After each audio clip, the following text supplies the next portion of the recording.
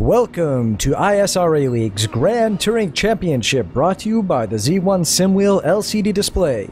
You can find the LCD display hardware and software sold separately, optionally, at z1simwheel.com, and you can integrate all of these excellent dashboards into your sim rig so that if you're like me and you can't often see your dashboard from the cockpit of your car the way you've got it set up, you can see it now. Check it out at z1simwheel.com. This is Season 10, Race 3 at Interlagos. I'm Daniel Quaroni. Here with me are Brian Carey. Let the fans decide what I'm wearing on my legs this race. And Anthony Muniz. Welcome back, everyone. And we'll get the points display here in the HPD. Wyatt Foster. Now remember, this is race 3, so we've got the first drop week factored in, and that's going to be calculated throughout the season. So right now it's 25 points, but Wyatt Foster does have 2 wins on the record, so if he does miss a race or miss out, he'll get the full score in the future. Daniel Gralty and Mike Young are tied for second. And the exciting thing here in Chevrolet Corvette, I believe Dimas Milana also has 2 wins, if I recall, and we can see Carver and Timothy Stoll in second and third. Then Jeremy Burris, Lauren Bateman, and Kenny Coughlin. Lauren Bateman and Kenny Coughlin, they're tied for the 5th spot. And also James Cullen coming off 2 wins as well, with Chris Damron Jr. just behind him in second, Russell Cow in third, Corey Davis 4th, and here again we've got a tie for 5th between Julio Blasco and Mark Payne, and then Troy Harder and Anthony Muniz tied for 7th. Brian, take us around this crazy track. It's a new addition to iRacing, one of my favorite F1 track. In fact, sim racing is the first sim track I ever drove with a steering wheel and pedals, so it's got a little sentimental favorite for me. A lot of passing opportunities here. It's actually a low downforce track for the HPD, so it's going to mean that down the long straightaway, down the Aqua Benera, oh geez, I don't even ask right now, it's not even happening.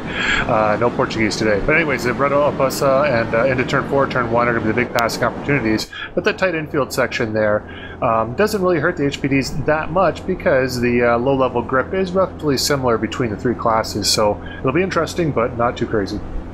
Well, we've got Wyatt Foster on pole again by a gigantic margin, a little over a second on Daniel Gralty in second. Brian Carey just trailing him on the second row. Mike Young next to Brian Carey there on the second row. Then Brent Briles and Ryan Huff on the third. Ryan Corns and John Kelly on the 4th. And Victor Beltran and Sam Taylor on the 5th row. And for GT1, a little bit of a smaller field here. Todd Carver took the pole, a few tenths in front of Jeremy Burris. Dimas Maulana and Lauren Bateman will be on the 2nd row, with Mike Kelly and John Kuzlin on the 3rd, Marty Jeffries and Brendan Mercer on the 4th, with Clark Reed running out the Corvettes. And the race is about to start, but we'll go Chris Damron Jr. on pole in the McLarens, Russell Cow in second, Corey Davis, James Cullen in the 2nd row, Robin Ainscow, Anthony Muniz on the 3rd, Troy Harder, Daniel Burness on the 4th, Andy Fuller and Colin Bennett on the 5th, and holy crap, we're racing. Yep, the flag is green, the clock's ticking, and hopefully our points board will go away so we can see what's going on. There we go.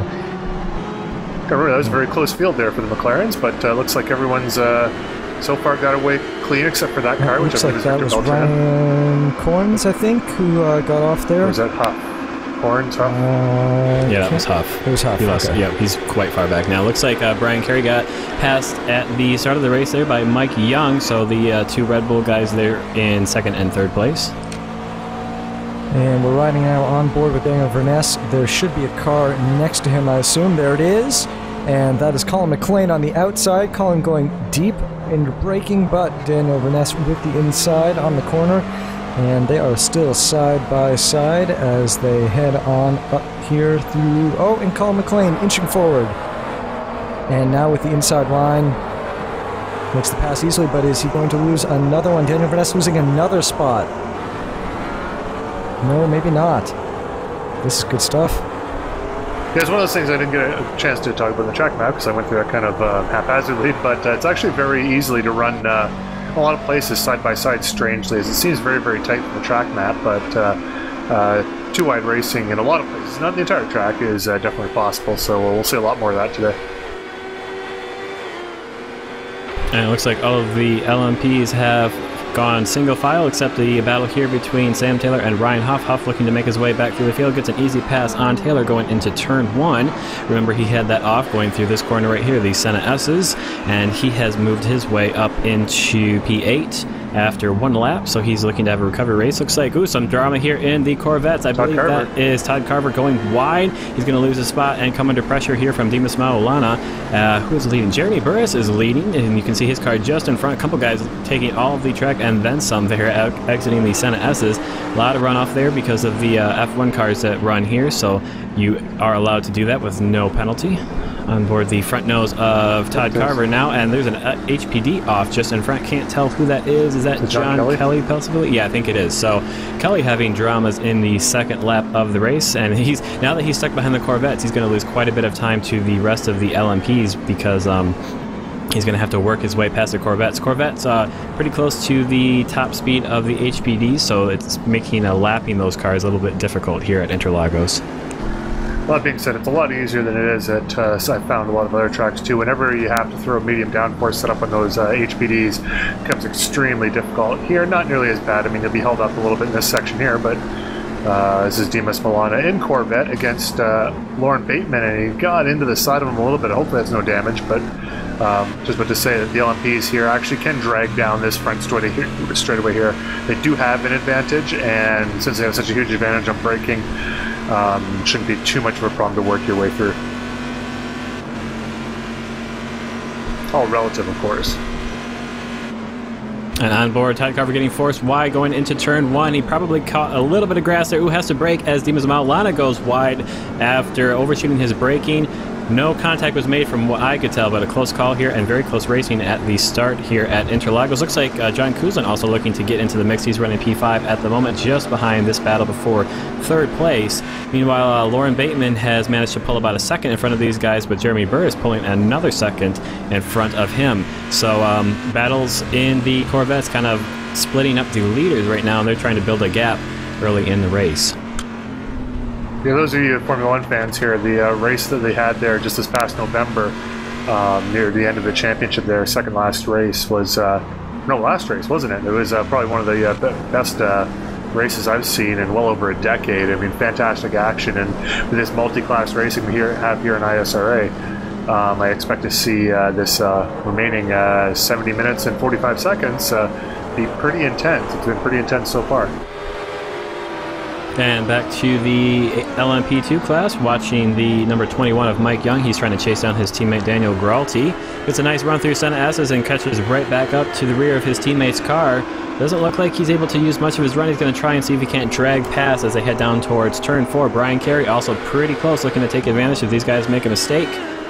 Hopefully we don't see a repeat there of Silverstone, although actually it wasn't Mike Young, was it? So another good battle here between Victor Beltran and Lance Snyder. This is for 8th place in class. Beltran getting the pass done under braking going into turn 4. Snyder almost looks like he could battle back, although we're going to jump away from that to watch Daniel Verness leading this group of 3 McLarens, and Andy Fuller looking on the inside going into turn 1. He's going to try and sneak up through there, and looks like he'll have the pass made. We'll jump over to another battle in the McLarens. This is between Colin McLean and Troy Harder. These guys battling it out for 6th place in the GT3 class.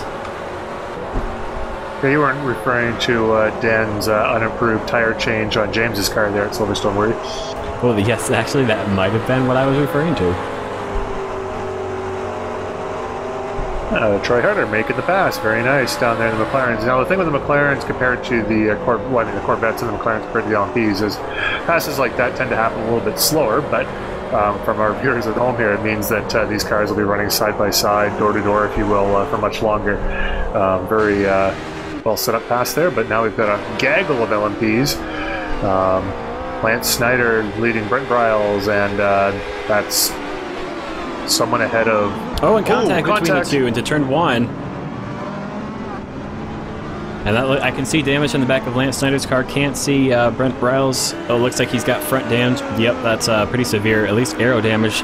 And there's aero damage on the back of Snyder's car as well. Can't tell if there's any suspension, but looks like he's pulling out of the way of those 2 cars. So that would be Matthew Voigt and Beltran. Yes, thank you. That's tough break for Lance there. Lance pretty much got through the entire of last season without putting a wheel wrong, and he's had a few incidents thus far this season. I don't think that was his fault at all, but unfortunately Lance is going to drop back with damage as John Kelly comes up to him to probably take the place without too much problem. Brent Bryles looking to finish the job. Well, he's continued.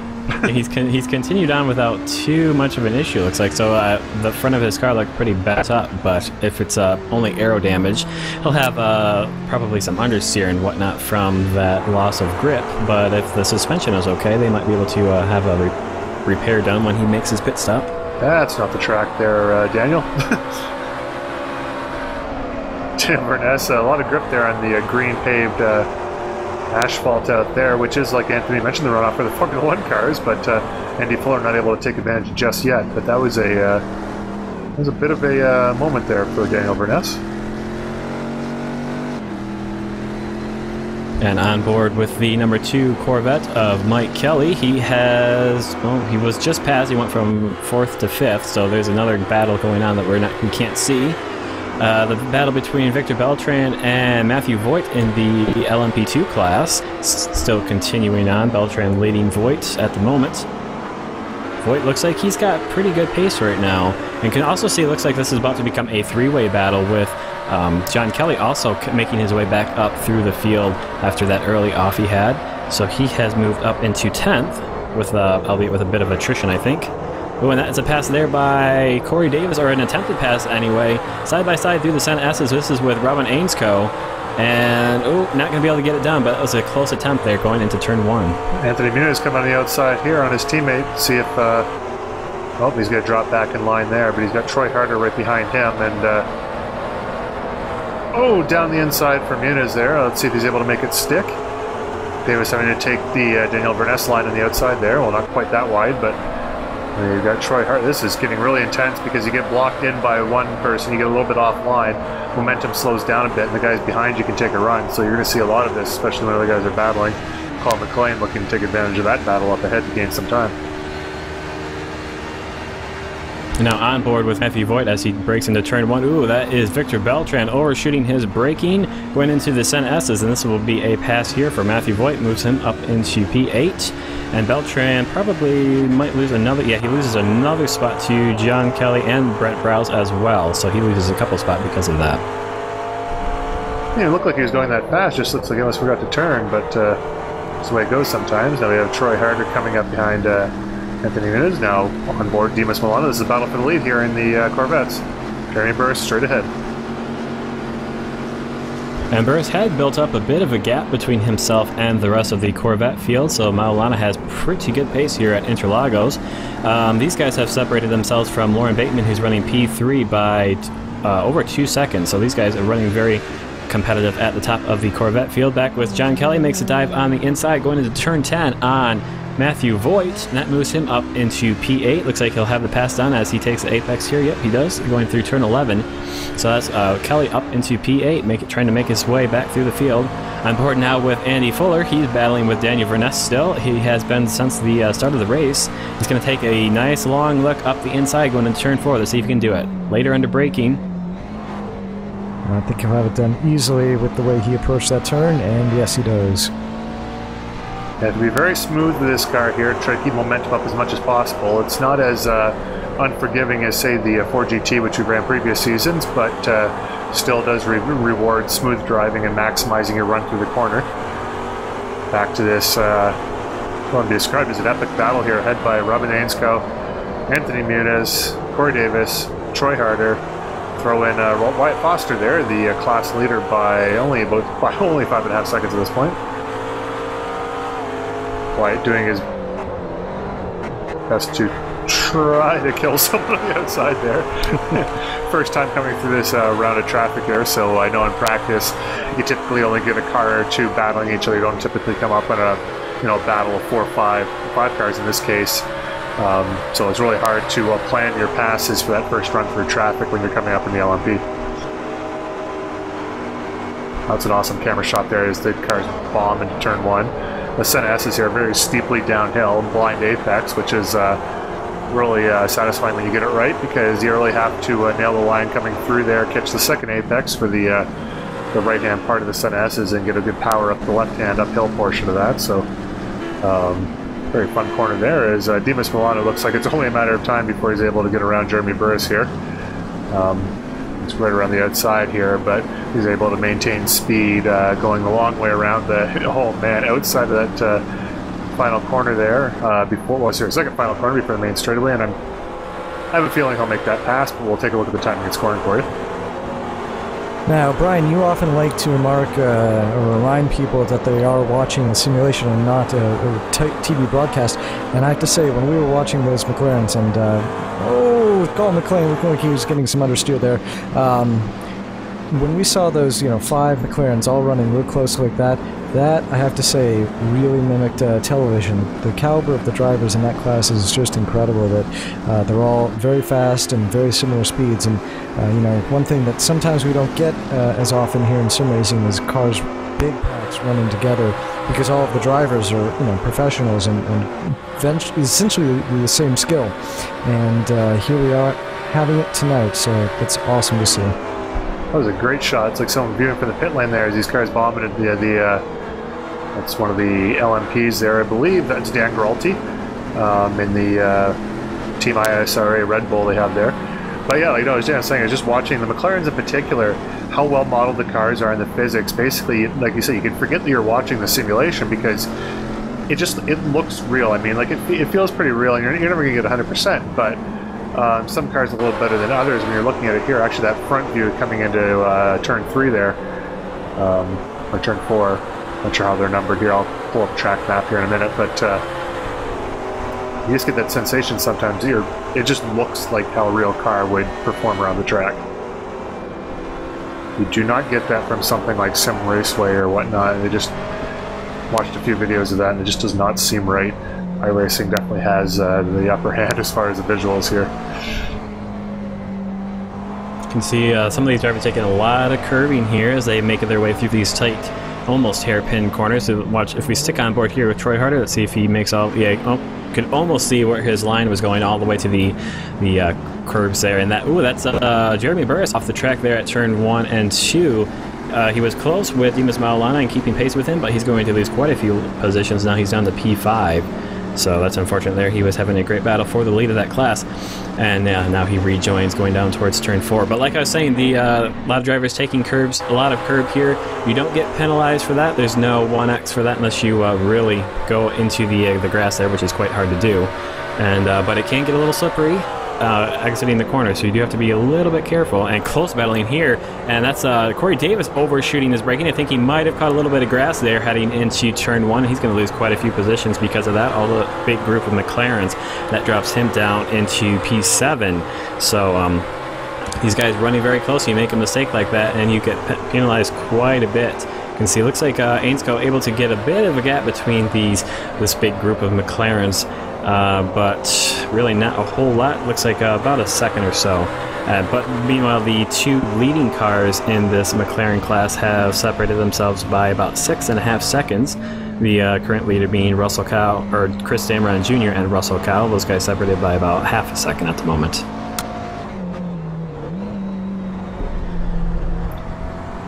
Let's see here, like I say, we'll see Corey Davis right now, because he's about 2.5 seconds back. We'll see how much he's able to close up in this group here, because he's right on Ainskow's tail, and I'm feeling he might be a little bit faster, if not a lot faster, but I guess we'll see in the next lap. He's already closed up about a second as I've been talking. Actually about half a second, I guess, more accurately, but still a sizable amount of time here as we're going to come into the final corner. Whoa, there's Ryan Corns coming up the inside in the LMP. Those guys really come out of nowhere when I guess without the benefit of mirrors there, without being able to see them.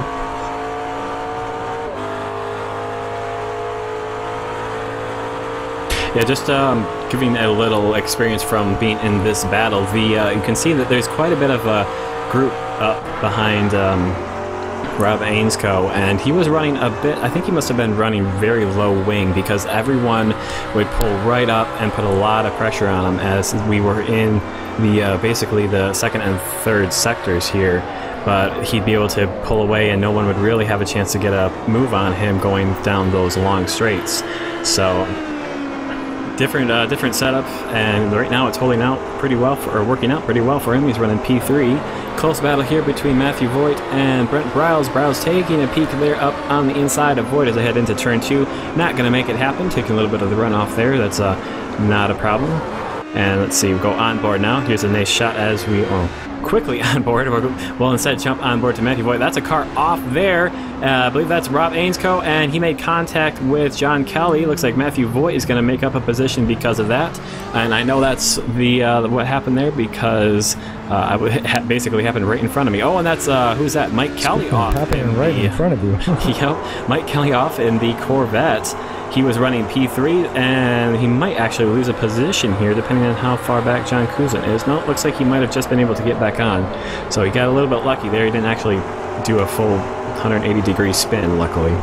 Watching Colin McLean there, he is really using every available inch of track and curb and whatever that weird brown stuff is outside of the curb there. He's using the grass a little bit there, and just trying to make this run this car as smooth and as wide as possible, or free as possible, or wide as possible, as free as possible to keep his speed up. And interesting view of here comes Matthew Voigt in the LMP up behind Troy Harding. This is really cool. Whoa! Wow. And massive contact there between Matthew Voigt and Colin McLean as they were heading through Senna S's. Looked like Voigt was a little bit slow. He got held up behind the McLarens, and yeah, on board now with McLean. He took a big impact there into the barrier on the outside of past turn 4. There? Like, I didn't see where Colin came from in that one, I'll be honest. Yeah, yep.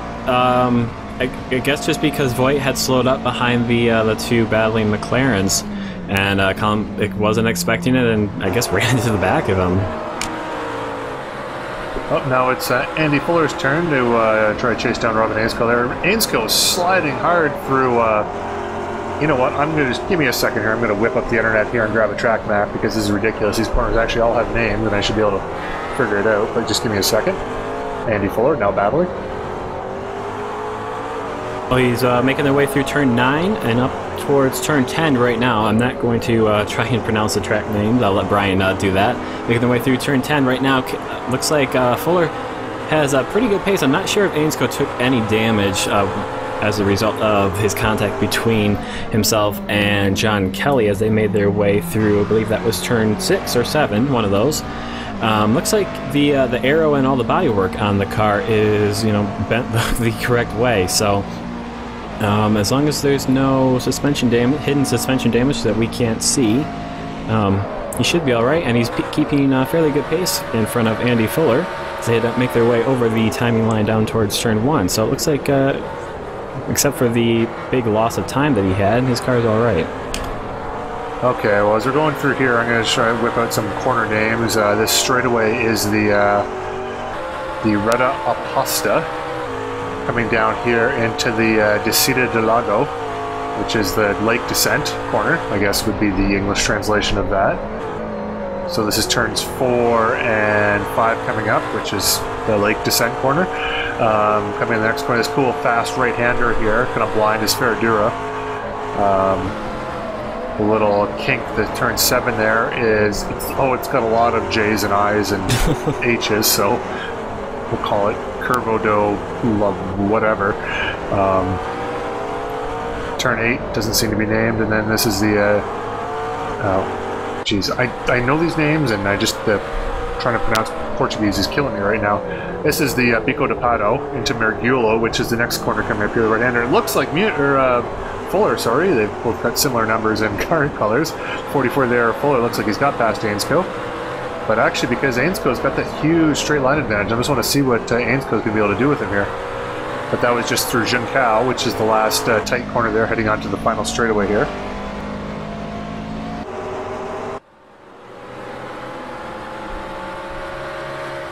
I don't think he's able to do a lot about him right now. Well, it looks like Fuller will have that position.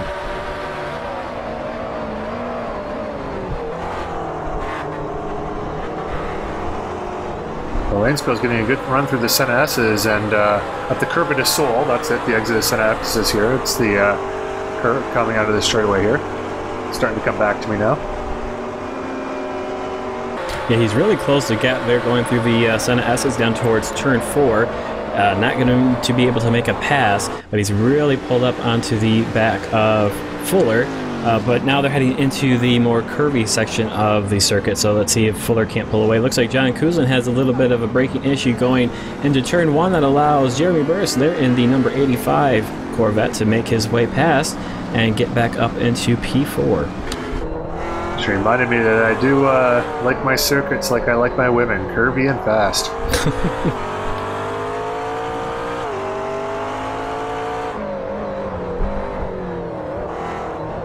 And a bit surprising here, it looks like Ainscough has been able to keep relative pace here with Andy Fuller go on board now. Ooh, and Fuller having a bunch of oversteer coming out of, what is that, turn 11. Ooh, and he gets held up there by Wyatt Foster, who makes a quick pass going on into turn 12. That's going to allow Ainscough to get alongside, and with his lower wing and better straight line advantage, he's going to have 6th position back. Actually, one thing I want to point out about that there is with Ainscough, oh geez, Lance started scaring the crap out of Andy Fuller there. I could see a little bit of a stain coming off the back of the car. That was not tire marks, but just because he was leading that pack there. I know we were talking about the lower wing, but I mean, it's one thing to be leading a pack. It's another thing to be following someone like that. As soon as he's able to get behind someone, his speed is not that much different than the rest of these guys here. He's able to see where some guys are faster, slower, probably pick up a few pointers, if you will, even though he's a very capable driver there, but just to see, you know, where people are faster, where they're slower, and that's where he's able to take advantage of Fuller's mistake. But that being said, Andy Fuller coming right back up the inside of him, going down through the Lake Descent into Ferradura. And I can guarantee that while that bit of oversteer Fuller had going into turn 12, it looked pretty small on the outboard shot, but that was huge inside the cockpit. So he had back-to-back pant crapping moments there. Yes. Should refer to them as PCMs for short. Or PSMs more accurately, but this is a family program, so we won't elaborate. Is this a family program? Would we consider this a family program? We'll go with that. Yeah, I think so. Sure, yeah.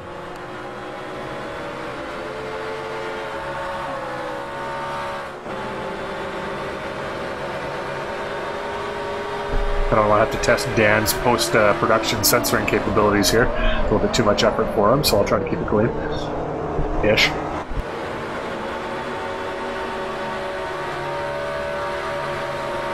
Now back with, we're watching Andy Fuller and Rob Ainscough still battling it out. You can see, I believe that is, who is that? Daniel, yes, Dan Burnett? Yes, Verness, thank you. Yes, his last name, my mind drew a blank when I was trying to think of his last name for a second. Yes, Daniel Verness, this has become a 3-way battle here for P6 and GT3. That looks like, I believe that is Mike, is that Mike Young? Yeah, I think that is Mike Young. Ooh, and Fuller taking a diving look up on the inside going to turn 4. He's going to push Ainscough very wide as he overshoots his braking a little bit, and Ainscough gets the cutback as they head towards turn 5. You can see it looks like Fuller loses out to Verness as well, going wide there into turn 4. So he's going to have 2 cars to try and battle his way past now. Verness, we haven't seen a whole lot this race, actually. He's been having a pretty quiet race here at Interlagos, but he's putting some pressure on Ainscough now as they make their way through turn 9. Yep. It was Penarino. Yeah, Penarino. I don't know, my Portuguese accent again is failing me. It used to be better. Just a random note, my ability to pick up other languages is minimal, but to mimic accents is pretty good. However, that Portuguese skill has failed me at this point.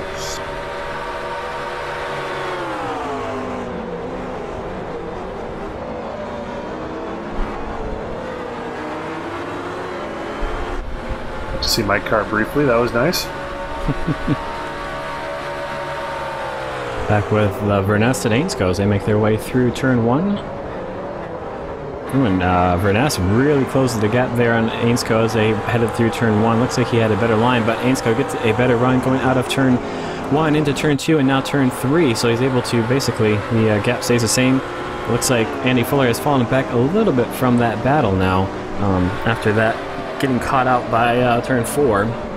But, and really close there with Verness. I think he might have made a bit of contact with Ainscough, and he had a bit of a... and more contact there between Dimas Maulana as they head through turn 5. Holy Ty Carver, contact. I don't know if he made contact or if he was just going real wide to avoid, but that's going to allow a pass there for Todd Carver. Or I think a pass. Yep, there he goes. He actually completes that. That is correct. That is for the lead of GT1. Wow, that was a bunch of events happening in a very short period of time. And all slightly off camera too, which was kind of unfortunate. So that moves Fuller up another position past Daniel Verness, and Todd Carver up into the lead of the GT1, and that's Ryan Corns getting a little squirrely there exiting turn 5. It's going to allow Brett Briles to make a pass on him for 6th place in LMP2. Yeah, and Ryan Corns, as of about 3 days ago from his broadcast, and about, I don't know, 2 weeks after this race, his first baby boy, well, his wife had a boy. He was there, he watched. He played his part and he just sat back, but big shout out to our buddy Ryan there. Kaiser Racing teammate. Indeed he is, congratulations. Spawning a new generation of Kaiser drivers. Hey, Jeremy Burris cutting through. Looks like he's passing Mike Kelly in the pit lane there. Actually, another note of Kaiser Racing Next Generation. I pretty much spent all day teaching my son about Mario Kart, and we're trying to unlock some characters by beating times in the time trial as back to real racing. Oh, it's Fuller and Ainscoe. Just a bit of contact there, but those McLarens are very durable, and I should hold off. And unfortunately, it separated them a little bit, so that battle's going to take another few corners before it really materializes again. But I also think, and there's a McLean with the engine. So he's ditched the engine cover and the rear wing. I'm assuming to save weight, and hopefully aerodynamics too. While he was slow in the straight line. So. And Fuller there quite slow. I'm not sure if he had oversteer going through that corner, or if he maybe had a corner cutting penalty he had to serve. But yep, Colin McLean currently running. Just scared of Colin's zombified car. It could be that. Yep. McLean's zombie car is running in 7th at the moment, so. That was an actual pass for position. But as I was saying before, in order to beat these time trial times in Mario Kart, not quite as obvious, and corner cutting is encouraged, so we had to go online to look at some videos, and for some reason my son became transfixed on it and was pointing out things to me that I missed and telling me how to do it properly, which he's 4.5, which is actually pretty good. I know it's Mario Kart, but the next little while we'll get him started with his own iRacing, and maybe in a season or two he'll be racing here and mixing it with the big boys. Who knows?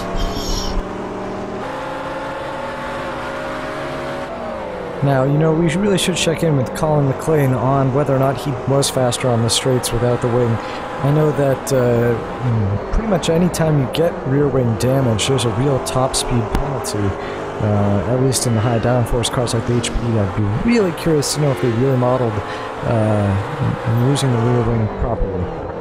Yeah, it's one of the limitations of iRacing I found is rear wing damage.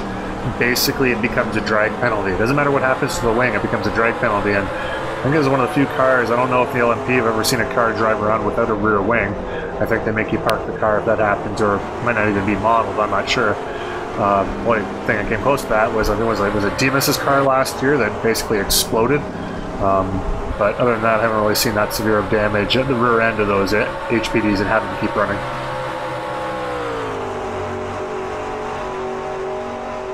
I suspect, unfortunately, he'll probably be going slower in a straight line, but I think he was contacted in this race and said that his car felt fine, so seems to be running all right. Looks much more like the road-going version of the MP412C. Oh, that's like a P1, actually. Actually, you're right, it does, yep. So what happened, one of the test drivers backed the MP412 into a wall, and they're like, hey, wait, that looks kind of cool. Let's add a few more horsepower and charge and a couple $100,000 for it, and we got ourselves a new car.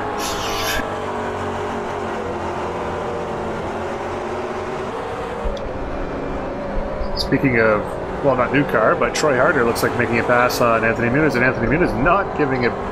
That is some fantastic back and forth. Oh. Okay. Sorry there, Troy. Oh, wow, that looked Yeah, I see now watching it back. Wow, that was a lot different than I thought. He gave me plenty of room. I should have trusted Troy. I was trying to keep it there on the inside so I didn't run wide. Had a bit of oversteer coming out of that corner, and it put me slower than him, so he ran right into me. So sorry, Troy. It looked pretty minimal, though. Like, it looked like the contact is very exaggerated compared to what the actual speed differential was, but... Hopefully there's no... Russell Cow. Oh, that was a nice attempt there for the lead of the GT3, but... How about these guys? Yeah, we did. They've been pretty close the entire race, but we've just been focusing on other guys. But, yeah, again, just shout out to Troy. Sorry for that contact there going through, what was that, turn 9? Yeah, so... Yeah, between 9 and 10 there. Yep, that's right. Anyways, Russell Cow and Chris Damron Jr. are battling pretty hard. It's kind of strange because remembering this race here, I don't remember these paints because we didn't have these paints on these guys when we ran this race, so it was a slightly different look as I was coming around them.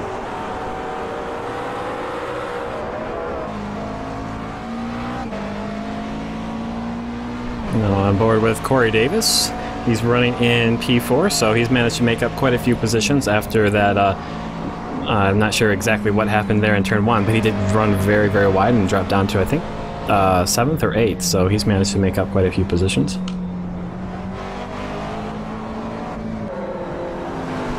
Just looking at the gaps here, and I think I may have been involved in a whoops at some point because my times have dropped back significantly from the Angrelty. Also, looks like Mike Young, who was up there battling for the podium spot, has dropped down into 7th place, and he is at least a lap down right now. So, looks like he must have had an incident on track. I don't think it's not time to stop for. Well, I guess it could be time to stop and pit. No, typically LPs won't have a scheduled stop until you know, the here 37.5, I guess, because it's a 75-minute race, but. Yeah, definitely not. Mike had an equal but separate whoops, I believe. Nothing involving me. Well, here's another battle for the lead in a class. This is for in GT1. Dimas Maulana is still looking to see if he can't get past Todd Carver after the craziness that happened in these corners right here. Turns 4 and 5 gets really close under braking there going into turn 4. Remember, Todd Carver able to take advantage of a spinning car. I believe that was Daniel Verness, and Dimas Maulana trying to avoid, and all kinds of crazy stuff. So they're 0.3 of a second away right at the moment.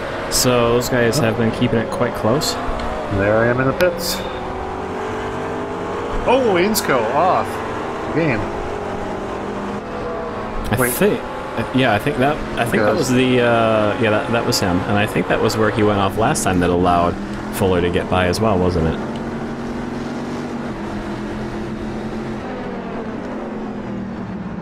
Feel your passion for performance. Okay, that's what that says. It's kind of hard to tell when you're flying past, but good view from Dimas' car. Now we're going to back up a camera a bit and see what it looks like from the inside of the car. Strangely louder on the inside of the car than on the outside, but there you have it. Yeah, I really can't wait for iRacing to update the sounds on all these cars here, because the Ford Falcon, the Australian V8 is really a fantastic sounding beast. These Corvettes would be too.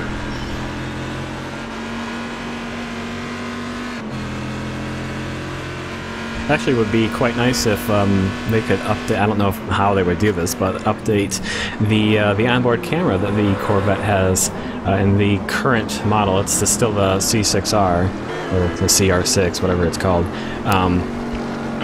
The iRacing car does have an onboard camera. It's a rear view, so that way you can kind of see what's going on behind. But the 2013 version that races in ALMS and over, they should be at Le Mans, that now is equipped with a radar system that, as we are seeing some great battling here between Brennan Mercer and Mike Kelly, as they fight for 5th place in the class.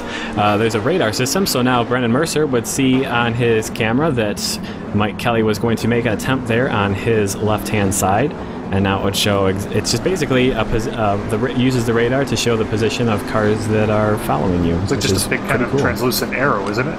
Yep, it's an arrow that points at, it even tells when a car is alongside too. It like rapidly blinks, so you know if someone's making a pass. It's pretty cool. That is an interesting tool, and it's one of those things like racing art or whatever. I mean, you like to, think that drivers can be aware of everything around them, and in a way you are. But just like your workload in the cockpit there, I mean, you're shifting gears, you're finding lines, you're braking, especially here with Brendan and Mike. Is you got to find all your marks, know where the other guy is, make sure you hit all your gears, manage the car. You're looking after so many things in the car all the time and try not to make a mistake that, I mean, if you can tell where another car is at any one time, that's a pretty big deal right there, especially in this multi-class racing. And it take a lot of the load off wondering, because there's nothing kind of scary, I know, from racing in lower classes where, I mean, you're driving around a corner and then suddenly you have a faster class car on the inside of you. I mean, even if you know it's not going to make a pass or it won't run into you, it does scare you a little bit, makes you startle, and you can go off the track pretty easily, so anything to help.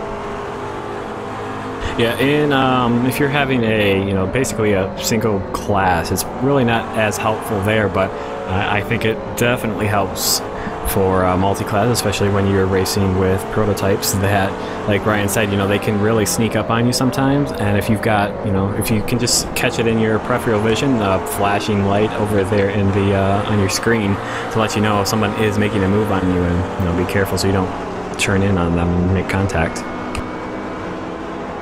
Yeah, sure. There's a few drivers out there that might need those single class even, but not an ISRA. They can milk a Duno for one. But luckily they don't let her anywhere near an IndyCar these days, so that's nice. Oh, and that's Corey Davis quickly pulling into the pits there. Pretty much right at halfway. Yep, just about. Yep, so he's deciding to split his strategy almost exactly halfway, and probably a lap before the halfway for the McLarens.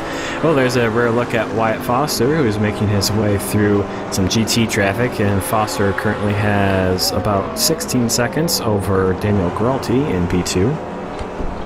Actually, Corey Davis splitting a strategy in the McLaren. I know the McLaren, there's multiple ways you can come about this. They've actually reduced the fuel capacity of the car to make sure that they have to make a pit stop. Which means you can pit pretty much at any time and be alright. But there's a couple things you want to look at too, is having a shorter pit stop more important, or fresher tires? If it's fresher tires, if you're wearing out the tires a lot, you might want to pit closer to the halfway so you get more of a benefit of the fresher tires. You can make up some track position. However, if the tire's alright and you can run a little bit longer, then maybe starting with a heavier fuel load and running it a little bit longer, which means shorter pit stop at the end, will save you time. So you really got to figure out, and you have to figure that out in practice, what is going to be better for you. So it really adds an element of strategy. It's kind of true to all cars, I believe. I don't run the Corvette at all, but I imagine it'd be something similar to that as well. Yeah, the McLaren gives you a lot of opportunities to try different strategies. Oh, and Maulana way wide, making contact with the wall. Probably pretty gentle, but that was a very scary moment there for him. I'm not sure if he caught the brake. Oh, and he almost gets into the way of the battling guys in GT3. Luckily, they make it through okay, but that was a heart-stopping moment there for Dimas Maulana. Ooh, splitting the McLarens there is Brent Browse in the LMP, so settling down a little bit. At least I thought it was settling down a little bit, although we just pick right back up with some more action. Yeah, look out for that, the new Buddy sitcom with Chris Damron Jr. and Russell Cow, the battling guys. A lot of awkward situations we get to put them in that ensures comic hilarity. And both of them from California, I believe. I think Russell's from California, isn't he? I don't know. I want to say yes, but I honestly don't know. Hopefully he is. Well, guess what, Russell? You are now. Alright, there's Dimas coming back through. So Dimas looks like he's got a pace about 6 seconds behind Todd Carver right now in the Corvette GT1 class there as he goes flying past. Looks like he's got, good traction at least anyway. And there's an LMP. This is going to be fun. We've got McLaren, Corvette, LMP in reverse order of speed, so they should all be at about the first corner at about the same time. So just look up ahead. Oh, you're going to miss the explosion. That was due any second now. We'll go back with Daniel Verness, who's recovering after some craziness and pretty multiple spins that he had exiting turn 5. He's managed to get his way back up into 6th place at the moment, although he has yet to make his pit stop. But he has pretty much closed the gap between himself and Rob Aitzko there in 5th place. So that's good to see. It looks like despite all of the contact and the spinning that happened to his car, it threw that relatively unscathed.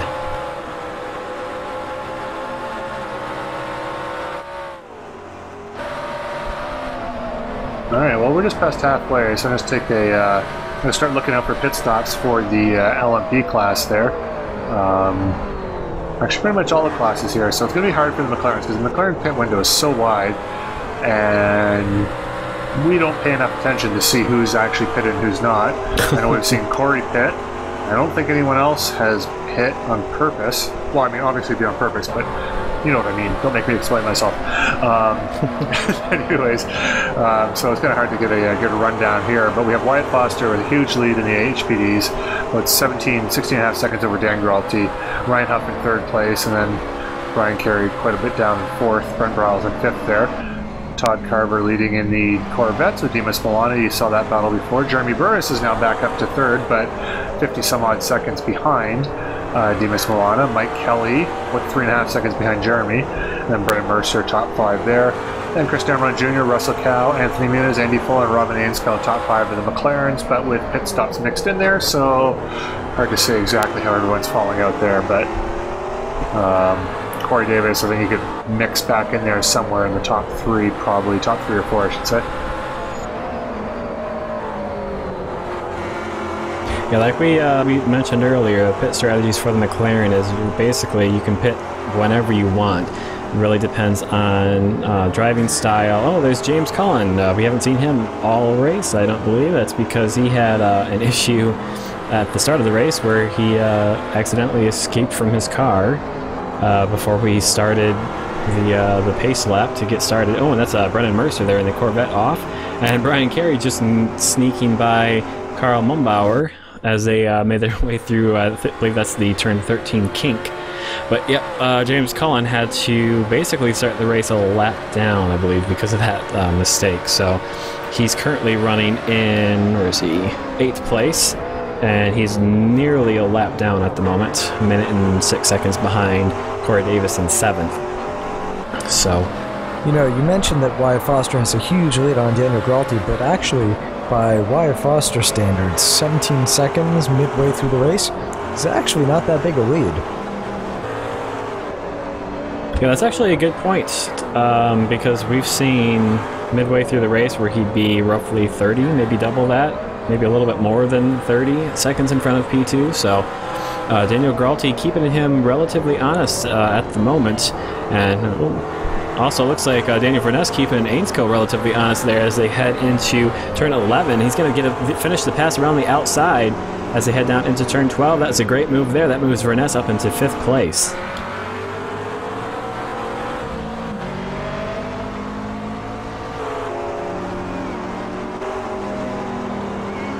Oh, there's going to be a logjam right here. You got Corvettes and LMPs and McLarens and... yeah, they'll have no trouble getting by turn 1. Yeah, and then that LMP is by the Corvette and the McLarens. That's one thing with the McLarens and the Corvettes, though. If they come into the braking zone pretty close to each other, those McLarens, well, a lot slower in a straight line, brake a hell of a lot better than those Corvettes. And if that Corvette's not ready for it, well, there's Wyatt Foster. That was threading the needle. Yeah, I was under control, but from this hot board, looked pretty crazy. This is Wyatt Foster's basically first season running like a downforce car in the top class, so he is kind of learning as he goes, and at some point, I mean, I think in his fairness, he probably knows that there'll be one catastrophic all-mother of an accident, but it's been good up to this point, it looks like.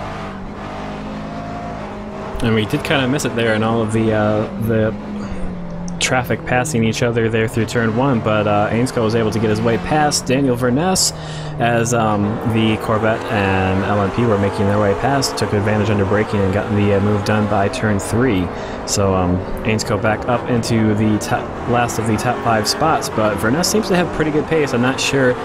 Tire wear has to, or tire heat, I guess, one of the two has to come into as a factor here. If and Daniel Vrask gets really held up there, and Squirrely exiting the corner. That's going to cost him quite a bit of time, as that was a Corvette that went by to lap him. But yeah, if you push too hard early in your stint, then your tires really aren't there towards the end.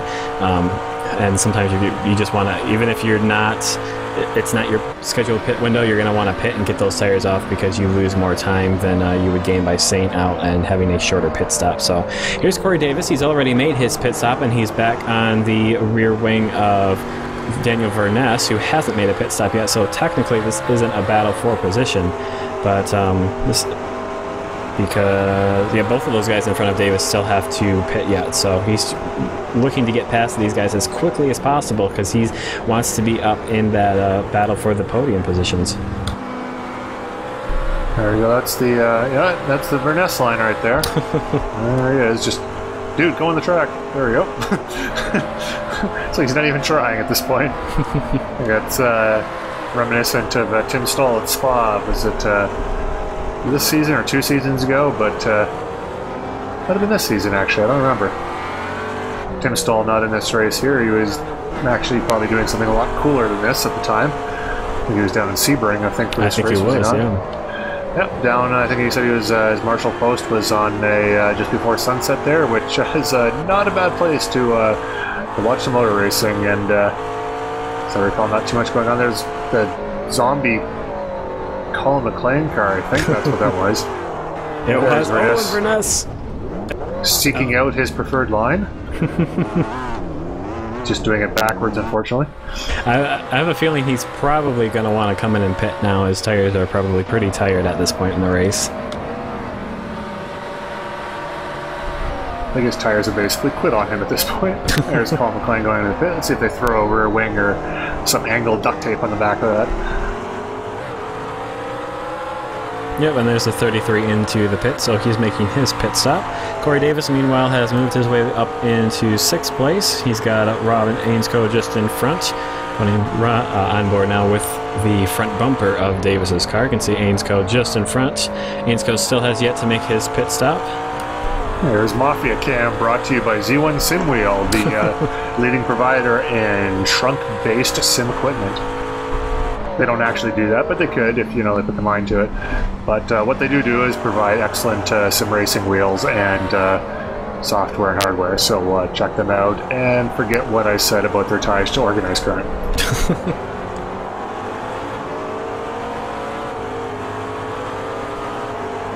Very elegantly said there. I write the copy for their commercials.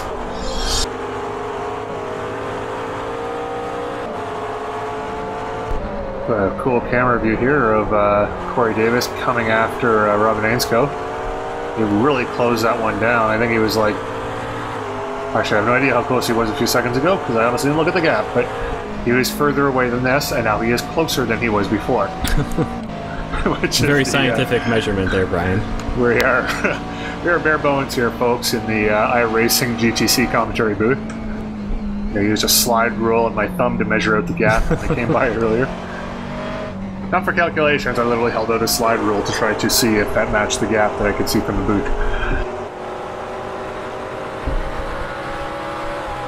If anyone could explain to me how exactly a slide rule works, I think that'd be fantastic. Yeah, we might be a little bit more accurate if we knew that.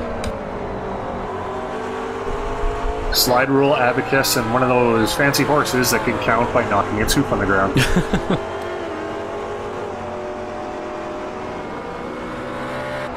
I think McLaren was the first team to use that in Formula 1.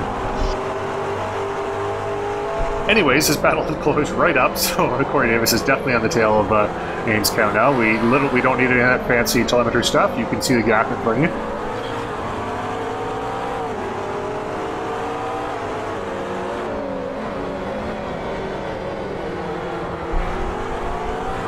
And that Brian, what the hell were you just talking about moment came to you from Z1 SimWheel. So visit z1simwheel.com, or if you want to join us and experience your own moments from this league here, go to israleague.com and inquire. Filigrid spot's still open for this series if you want to jump in one of these Corvettes or McLarens and try it out.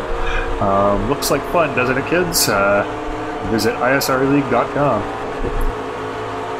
Oh, and Ainsco into the pit lanes with just over, or just under 24 minutes left in the race. So Davis now has Andy Fuller in front of him now. He's running in third place, and Fuller still has yet to make his pit stop, as does Russell Cow, who we're taking a look at right now, along with Chris Damron Jr., who has managed to pull about 2.3 seconds in front of Cow.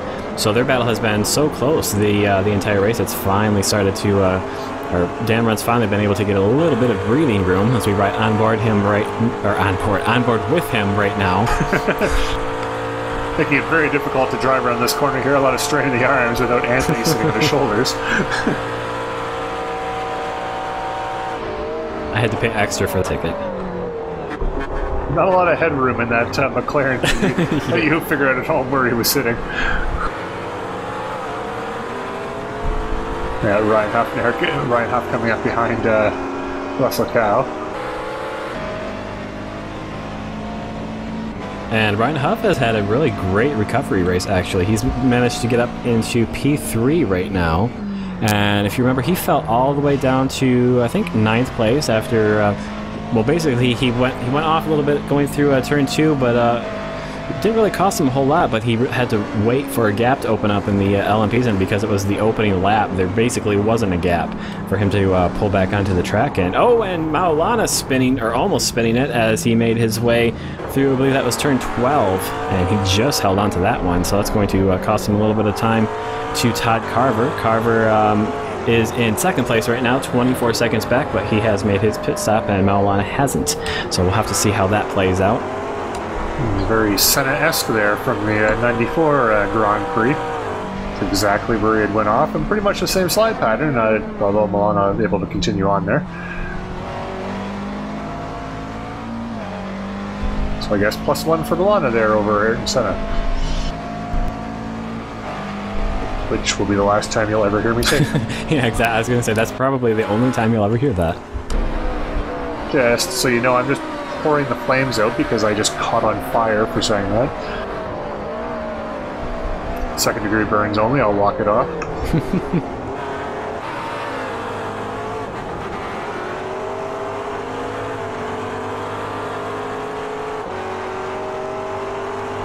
It's funny because my screen, I've got 2 screens set up here, and my one screensaver right now is I think it's a 1989 McLaren Ayrton Senna, and I can literally see it glaring at me going, seriously?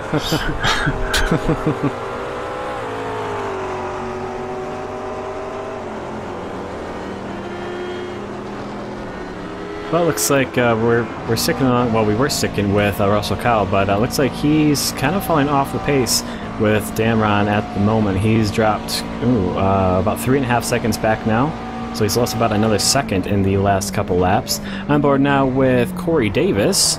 He's running in P3 and has Russell Cow in front of him by 4 seconds, or about 5 seconds actually. So Cow must have. Oh no, I read that totally wrong. 50 seconds. Never mind.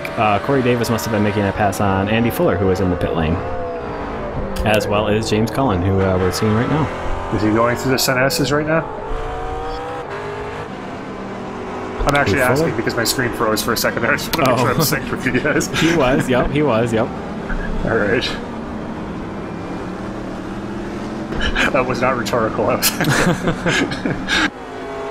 I was wondering if that was a trick question or what that was. No, I was just the Candy Brendan Mercer, and oh no, that's tired. That hurt, yes. Yeah. Pride mostly.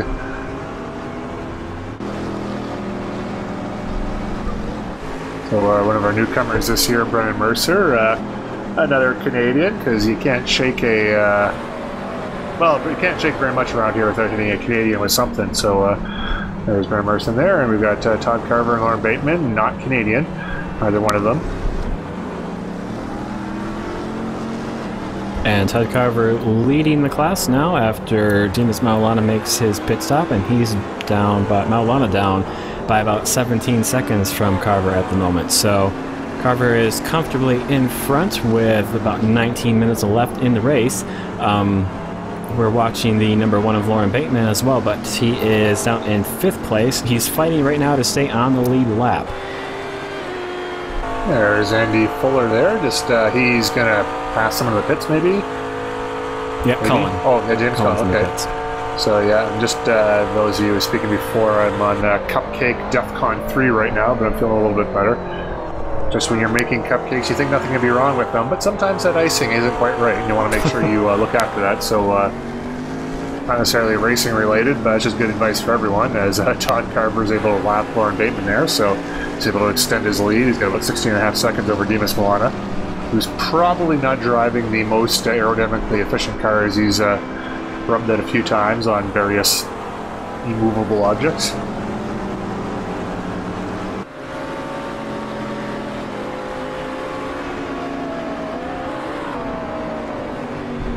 That car does look like a beast, though, doesn't it? When it's coming up, those black with the yellow eyes, it's just like something straight out of a Stephen King book, or movie, I guess. That's coming out of the book that you get the hell out of there. Well, if it's a Stephen King book, it definitely could be. Yeah, what's the old trick to that? You just throw it in the freezer if it gets a little too much for you.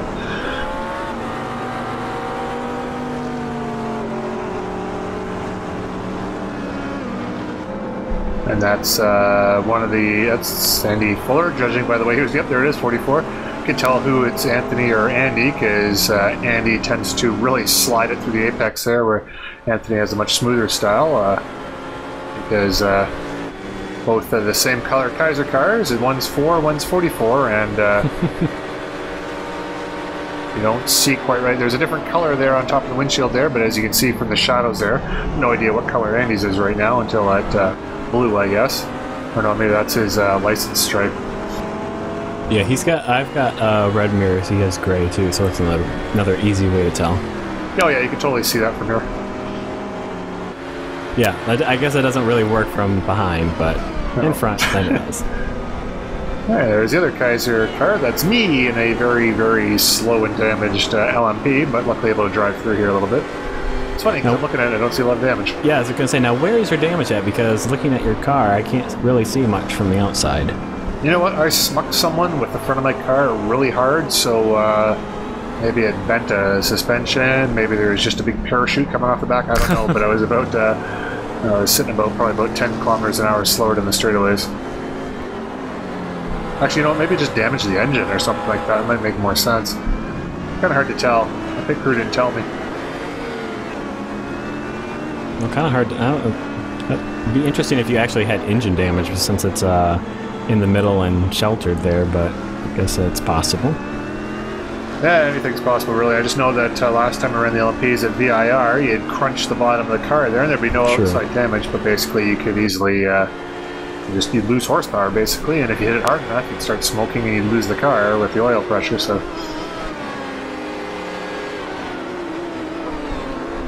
That's that camera view right there. That's basically, that's what you see in real life, folks. That camera view right there. It's kind of cool.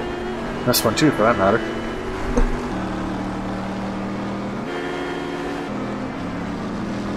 And Todd Carver has been kind of keeping an eye on the gap between Carver and Maulana, who's running in P2.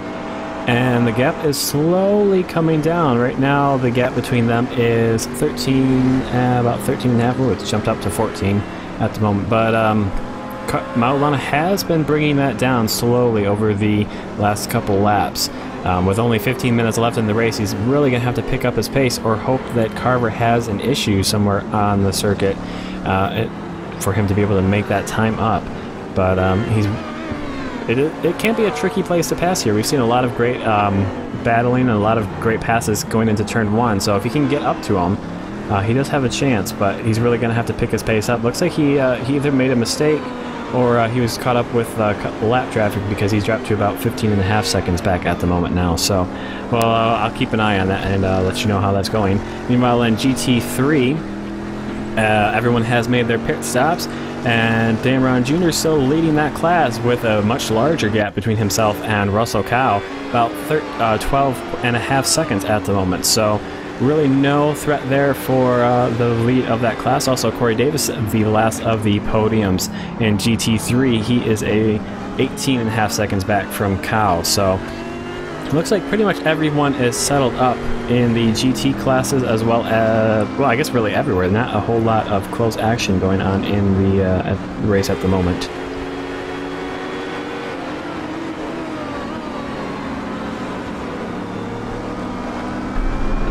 After a pretty intense, well, pretty much up until about 5 minutes ago, things have really started to, man, have they spread out. I'm just looking around here. We got Nunez is about 5 seconds behind Corey Davis, so well, they're teammates. They're probably not going to battle too hard. Daniel Burness is about 5 seconds behind Robin Ainscough. Todd Carver here is going to be driving around.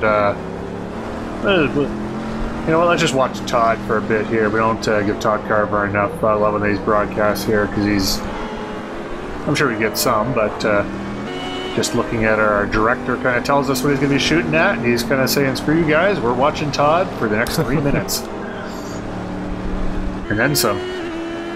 We got a 4-minute space of Todd Carver, so.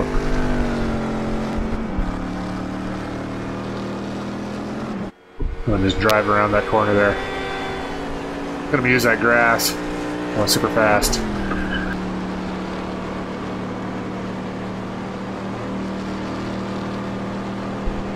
There he is, braking, turning, accelerating, doing all the things you do when you're driving a race car. And doing them well. There we go, Dan's jumping in. Someone please help me out here. I was just gonna wait and see how long you'd go on with that. Just random commentary check-ins. Few blanks first. That's actually kind of good, because I mean, honestly, Todd Carver, class leader here right now, and I'll get a chance to, at least I don't anyway, to see these Corvettes going around. Also, okay, go ahead, go. I was just going to point out there is a last-second pit stop here for Brent Briles. This is his second one of the race. Not sure what's going on there, but right now he's not really in a whole lot of threat of losing a position. Matthew Hoyt is about a minute back from him, but I just did want to point it out since it is something besides Todd Carver. It looks like he's out of the pits now, so I guess miscalculated fuel, and luckily... I think he had damage early on in the race. I think he might have made an early pit stop, which put him out of the field window, so he had to make a second pit stop. Okay, that makes sense. Luckily for Briles, there wasn't really much threat from behind, so he was able to maintain that top 5 spot. And back to this Todd Carver driving session already in progress. There he is, accelerating down a curve straightaway. Going through the grid here. Oh, there's some other cars up ahead of him. He's going to have to watch out for those. A little slower. We'll have to plan that out. Turning left. Over to the right turn there. Some more left. Still left. Straight, and there we go. Okay, now we got some lap traffic up ahead. This is where it comes interesting, folks, because it hasn't been interesting before, and that sounded sarcastic because it wasn't, because that's it literally has not been interesting up to this point, but now it is. Yeah, it looks like Anthony Muniz up ahead. It looks like there is another car in front of him, probably, maybe. I think it's another McLaren, I think. Sure, there's a shadow of something. Well, there, that's Troy Harder. That is, but he is a lap down, so Anthony not chasing him for position. And he's behind Carl Mumbauer. Where the hell has Carl been this race? Have we seen him before that? Yeah, we saw him yeah. very briefly. Remember, you guys almost made contact going through the 13 or 14 kink? That is correct. I think that was the only time we saw Mr. Carl. I'm just saying, we got Todd Carver up here in the lead or whatever, and Carl's probably driving like hell right now. We don't even see a little bit. Good example there of the Corvette's weaker braking. Actually, this catching up and passing Anthony Muniz was a good example of the speed difference between the Corvette and the McLaren, and you got to see exactly what it takes on the Corvette side. Oh, it was Brennan Mercer. Oh no, Brennan. Goes right into the wall. Oh, that's why we haven't seen Carl, because I mean that's what Carl would be showing. But it's like Brennan's taken over that for this race, and Carl's actually driven a... Actually, I don't know if he's driven a clean race or not, because we haven't seen him yet. But... and after that we're back to Todd Carver? Spot, yeah, we're back to Todd Carver for a little while, and only 2.5 minutes here with Todd. We love Todd Carver here in the booth, but unless he's going to run into the back of someone, or spontaneously combust and then run into the back of someone, Well, Brian, as far as I'm concerned, you have only yourself to blame because you are not currently battling with Ryan Huff. I can't. I was trying, but... All I'm saying is you've got yourself to blame. You should have been there. I guess I really should have, really. It was the last race at Silverstone. Me and Mike Young had a pretty sweet battle there right up to the end. I made it for some good television viewing. Well, meanwhile, I guess I can give the quick PAX report. I went to the Penny Arcade Expo PAX. And you forgot what it was called. It sounded like you already forgot what it was called. Oh, no. I was mixing what I was going to say, but I figured I would explain what that is. Penny Arcade Expo there, where they have a convention twice a year. Once on the West Coast, actually 3 times a year. Now they're going to have one in Australia, which I'm not going to. But visited the iRacing booth and met up with them and saw what was going on. They had a very nice, large, Todd Carver getting a very nice Todd drift does when on. you realize he's talking about something else. He just demands attention. Yeah, he tries to make it interesting. So yeah, they had a very, very large screen there to show the races going on. They had people racing around at Daytona and of course handing out the free 3-month intro. So if you see a bunch of noobs on the track who don't know what they're doing, it's possible there's a big influx of them right now. But please try to make them welcome and show them the ropes so that we can have more qualified drivers to race against. In fairness, more often than not, I mean, there'll be a few of them that are kind of crazy, but more often than not, iRacing drivers, you don't typically come on iRacing unless, if you're just going to be on it for the free part of it, they won't be on many of the tracks that you run on, but a lot of the great thing about iRacing is even the less serious guys are still pretty serious with the racing. Yeah, actually, I'm pretty sure that we're going to be running the Corvette and the McLaren next season, so I'm definitely looking to get the field size up a little bit more. We've had a pretty consistent 10, 11 guys in the McLaren, and that's been a lot of fun. But if you make a mistake, you're pretty heavily penalized because the guys in the McLarens are so good. So if you make a mistake, it's an uphill battle to catch back up out to other guys. So hopefully we have some nice big full grids next season. I believe with the Mike Kelly spinning it out there, going through turn 10. And he gets going. I don't think he's really under any threat of losing anything. No, he's well set in fourth place. But yeah, looking forward to the next season with all GT. I think this will be the first time that I'll have run without some sort of prototype in the GTC. So that'll be very interesting to see how that works out. Looking for that too. But I just want to put Mike Kelly's car there. It looks like, and someone correct me if this is referring to something else, but it looks like a London Knights hockey team logo on Mike Kelly's car, and Mike Kelly really not having a lot of connection to a junior hockey team from Canada, I don't think, but that's what it looks like to me. And London being my current town, I wouldn't say my hometown, but I've been here for over 10 years now, so close enough, I guess. But yeah, anyways, that always caught me as strange when I saw him in practice, but no one's been able to give me an answer. So if you guys know what that is, then that is a London Knights logo, then that'd be kind of cool to point out. Well, it is a suit of armor, a helmet from a suit of armor. I'm not sure what the symbolism is there, but I guess it could be, possibly. As we're talking there, I'm going to grab a link and send it to my colleagues here and see if they can confirm for me. So that'll happen in just a few seconds here. I know you're all just on bated breath right now.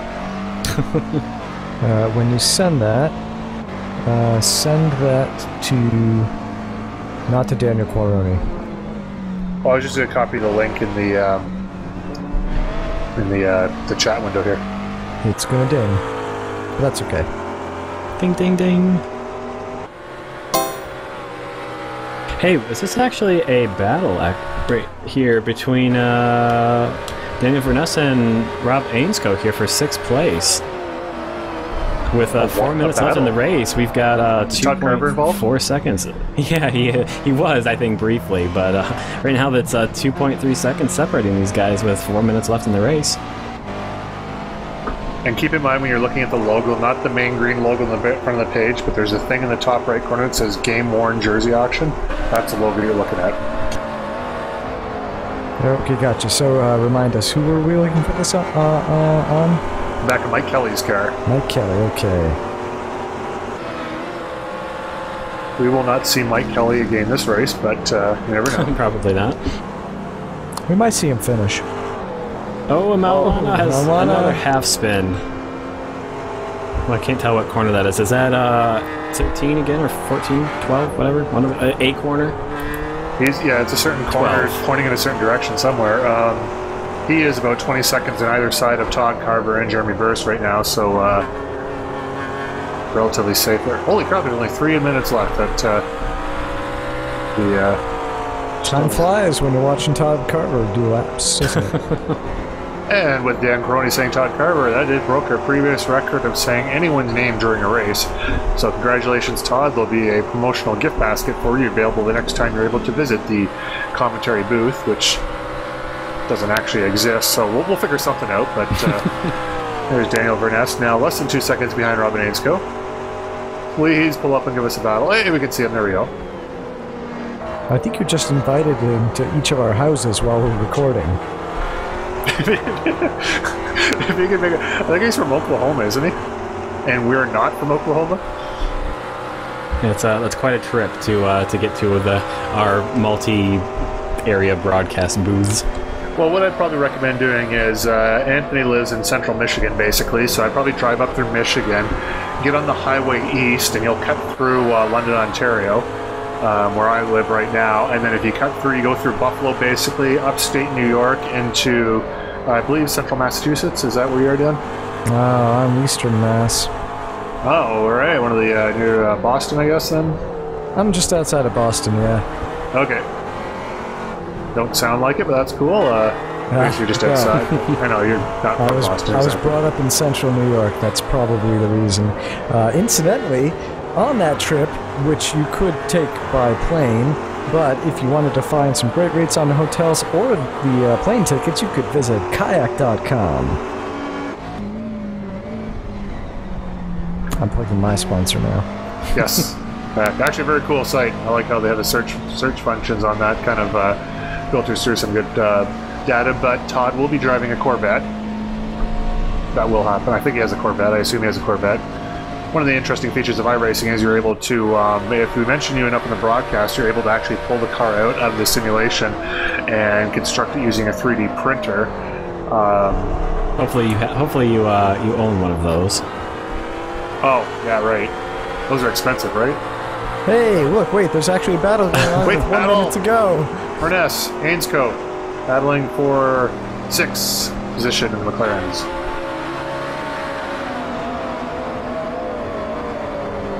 We should see the white flag any moment now, so he has to make something happen real quick. Dan Ron Jr. into the pits last minute. He's got a decent-sized gap between himself and Russell Cow, but looks like he shorted himself on fuel. Yeah. We're taking a look Russell at Cow right did now. That last race, so I guess it's Russell's turn to benefit from that. So that means closing the gap 7 seconds, and now he has taken the lead. So Russell Cow now in the lead of the race on the what should be the second to last lap. That's actually pretty exciting, and this is exciting too. This is an on-track battle, but I mean, Russell Cow, that's going to be a huge. Well, he's able to bring it home, I guess. We haven't seen there's a white flag. Wow, it was a late white flag there. So, Foster getting the flag just before the time ran out. And Verness here. This is going to be it, folks. I don't know if Ainscough is running low on fuel, if he's burnt his tires out, or Daniel Verness is suddenly found some sort of turbo button or is using the wrong gear. But no, well, it looks like if it's anything, I'm going to guess tires, because it looks like he's still got the top speed there. But Verness will have one more lap to try to make it happen. And Ainscough running very wide through both the whole Senna S section. And we'll jump away here. This is Dimas Maulana and Jeremy Burris have somehow come to battling here on the final lap. Burris is going to take a look around the outside, going down into turn 8. That looks like fuel. Is it? Oh, you're right. Yeah, he's quite slow right now. So Maulana very slow, and it looks like he's He should be able to... Oh, he might actually lose another spot to Mike Kelly. Jeremy Burris, meanwhile, up into P2 and GT1, so that's a very good result for Burris, as long as he hasn't miscalculated his fuel. We've seen that a couple times so far. Here comes Mike Kelly. Quick look at the back of the car. As close as can be here. Oh, yeah, let's see the back of his car. I don't think we're going to see the back anytime soon here. Don't worry about that. Look at watching this. You're going to have to watch Daniel Verness. He's going to try to set him up coming in the last corner here, maybe getting him into last corner as Ryan Huff takes third. Let's get back to the action. Battle. Director, here comes. Come on, guys. There's Troy Harder finishing for 10th. Hey, there I am. Who cares? Maulana pulling into the pits. Yeah, was and a focus. Even there's a pit wall, guys. There's Andy Fuller and finishing in 5th. I gotta turn down the importance of this. And it was very well. There you go. I think they spread out a little bit, and darn it, though, that would have been fun to see, huh? Oh, no, geez, what have we got? Whatever. We've got Wyatt Foster. We saw 8 minutes of Todd Carver. I mean, why would we need to see that? What else do you need to see? So Wyatt Foster takes the win in LMP once again. Daniel Gralty second, Ryan Huff third, Brian Carey fourth, and let's see, we've got Brent Briles fifth, and the 25 Matthew Boyd sixth, and that's all we have scored right now. Actually, yeah, Todd Carver, and he's about to take the win final for corners. Corvette. Yes. Yay, Todd. That's actually kind of cool. We get to see someone coming out of the last few corners to take the checkered flag. There we go. And that tidies it up. So Jeremy Burris second. Oh, wait, and we took so long to do that we're right to the standings. Wyatt Foster now, perfect score, 50 points. Daniel Gralty in second with 6. Mike Young trailing down in third with 8. Brian Carey is 4th. Ryan Huff 5th. Brent Briles is 6th. Then we have a big jump to Lance Snyder, Matthew Voigt tied for 7th. And then we jump over to the Corvette with Dimas Maulana, also with a perfect score. Remember that drop week is factored in here. Todd Carver right behind, 2 points down in second. Jeremy Burris trailing by a larger margin in third with 8 points down. Timothy Stoll in fourth, just 1 point down from there. Again, big jump to Lauren Bateman. And back into the McLarens. James Cullen, again, perfect score, 50 points. Chris Dameron Jr. 3 points down in second. Russell Cow another 3 points down from him in third. Corey Davis in fourth. Anthony Muniz in fifth. Robin Ainsko breaks into the 20s. Then we've got Daniel Verness, Troy Harder tied for 7th. And whoa, that's a lot of points to go through real fast. I should probably give myself more time there, shouldn't I? Sometimes I've got tons of time, sometimes I just don't. It all depends how the scoring goes. And we see that the next race is going to be at Suzuka. There's a week off then over to VIR. Sebring's next. Then we get another 2-hour enduro at Road Atlanta. And then at Watkins Glen, Classic Boot, Brandon's Hatch, and then closing out the season at Road America. It's got too lazy to put that A in there, right? Sometimes it doesn't finish off the word, and I'm not entirely sure why. Well, at least we got rid of Autodromo Jose Carlos Pache, which we were just at right now, which is called Interlagos. But all in all, a very good race, very entertaining there. I mean, there was some, there's some really exciting moments there, and then some less so exciting moments, but love this new track addition to ISRA GTC, and I know that we're kind of unsure about this track when it first came out, but my vote is thumbs up to see this again. Wait, who was unsure about it? I don't know. Were we not sure? Were we sure? I don't know. I don't know. Anyways. This is an awesome track. The elevation changes, the hill climb, it's great. So the consensus is it stays.